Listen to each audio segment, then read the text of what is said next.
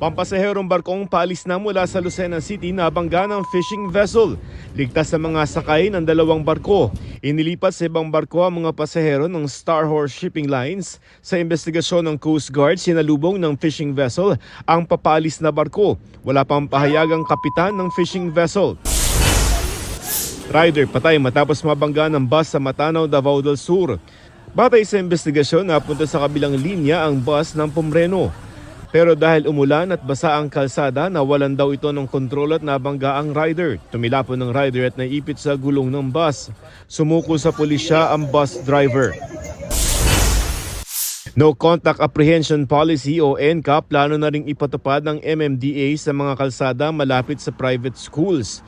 Nagkakabit na raw ng mga CCTV sa ilang bahagi ng EDSA, Ortigas at Katipunan, malapit sa mga entrada ng Poveda, Lasal Green Hills Xavier School at Immaculate Conception Academy o AICA, Miriam College at Ateneo. Ang traffic enforcers sa mga lugar na yan tatanggalin na. Suportado naman daw ito ng mga private schools. Joseph Morong, nagbabalita para sa GMA Integrated News. Huwag magpahuli sa mga balitang dapat niyong malaman. Mag-subscribe na sa GMA Integrated News sa YouTube.